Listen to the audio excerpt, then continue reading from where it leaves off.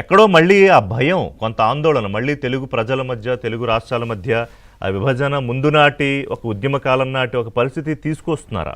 ఇది వస్తోందా, కావాలని చేస్తున్నారా? ఇప్పుడు దీంట్లో మళ్ళీ రాజకీయంగా లాభపడేది ఎవరు?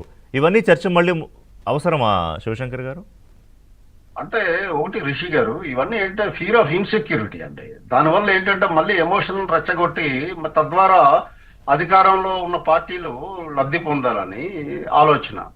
ఇక్కడ ఇందాక మిత్రుడు పొర్లు దండాలు పెడుతున్నారని పదజాలం వాడారు. తప్పది. మోడీ గారు ఆయన ఇంటికి ఎంత బాగోలేకపోతే వెళ్ళారు, సాక్షాత్ భారతదేశ ప్రధాని. అది గమనించాలి. అది బహుశా ఆయన దృష్టిలో ఉందో లేదో నాకు తెలియదు.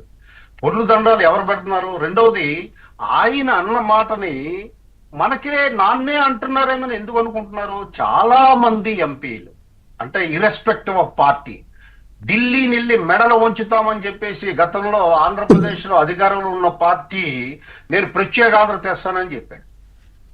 మెడలు వంచలేదు కదా, మోకాల దగ్గర పడిపోయాడు. ఇలాంటి ఉదంతాలు చాలా ఉన్నాయి. మీ పార్టీ వాళ్ళే మీ లేదు ముఖ్యమంత్రి గారిని అన్నారని అన్వయించుకొని ఊహించుకొని దాని మీద మాట్లాడడం అనేది కరెక్ట్ కాదు. అంటే చాలా కేటగారికల్ గా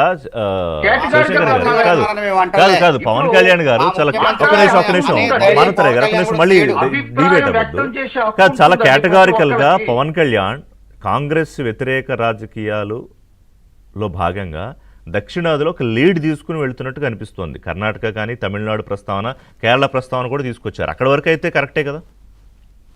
లీడ్ తీసుకోవడము దక్షిణాది ఇవన్నీ కరెక్ట్ కాదండి. ఇదంతా మీడియా సృష్టి. ఎవరికి ఇప్పుడు ఫ్యాక్ట్ ఎప్పుడు ఒకటే ఉంటుందండి. Interpretation of fact varies to man. ఇప్పుడు ఇందాక మిత్రుడు ఏమన్నారు? నిధులు పంపకం గురించి మాట్లాడారు. Yes, there is a formula. చరిత్ర మనం విఎన్ గాడ్గిల్ ఫార్ములా ఉంది. రాష్ట్రాలకి ఫైనాన్స్ డిస్ట్రిబ్యూషన్ ఎలా చేయాలి అంటే ఆర్టికల్ 280. తర్వాత ముఖర్జీ ఫార్ములా వచ్చింది. ఇప్పుడు నీతి ఆయోగ్ ఫార్ములా ప్రకారం పంచుతున్నారు. మన ఎంపీలు అక్కడ మాట్లాడడం మానేసి కేవలం ఒక ఎమోషన్ ని రెచ్చగొట్టి ఏదో ఇది దీనివల్ల నేషనల్ ఇంటిగ్రిటీ దెబ్బతింటుంది అన్నది పవన్ కళ్యాణ్ గారి భావన. ఇక్కడ దేశ సమైక్యత ఇంపార్టెంట్. ఇక్కడ ఎవరి దుకాణం వాళ్ళు మాట్లాడుకుంటూ పోయేటట్టయితే ఈ దేశం విచ్ఛిన్నం అవడానికి చాలా చాలా స్కోప్ ఉంటుంది. జాతీయ సమైక్యత చాలా అవసరం మనకి. ఎందుకంటే ఇప్పుడిప్పుడే భారతదేశం అభివృద్ధి చెందిన దేశంగా మారుతుంది.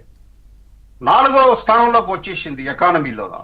సో దీన్ని ఏ రకంగా డిస్టర్బ్ చేయాలని పిసిసి చీఫ్ మహేష్ గౌడ్ మాట్లాడుతూ ఆయన మోదీ చేతిలో తోలుబొమ్మ పవన్ కళ్యాణ్ అన్నారు. చాలా చాలా సీరియస్ ఉంటది. అది వాళ్ళ విజ్ఞతగా విడిచిపెడుతున్నామండి. తోలు బొమ్మ, ఏది బొమ్మ, ఏది మాట. ఇప్పుడు నేను అంటుంది ఏంటంటే మనకి అభిప్రాయం వ్యక్తం చేసే హక్కు ఉంది. Right to speech, freedom of speech ఉంది ఆర్టికల్ 19(1)A కింద. అంతేగాని ఇష్టం వచ్చినట్టు మాట్లాడే హక్కు రాజ్యాంగం ఎవరికి ఇవ్వలేదండి. కాబట్టి మనం నియంత్రణ ఉండాలి. మనం మాట్లాడే భాష మీద కానీ మనం వ్యక్తం చేసే అభిప్రాయం మీద కూడా నియంత్రణతో, స్వీయ నియంత్రణతో మాట్లాడాల్సిన బాధ్యత అందరి మీద ఉంటుందండి. ఏ ఒక్కరికి సంబంధించిన బ్రేక్ తర్వాత చల్సాన్ గారు దీని మీద కామెంట్ చెప్తారు. మెట్రో కూడా మళ్ళీ విభేదాలు సృష్టిస్తోందని కామెంట్. Short break.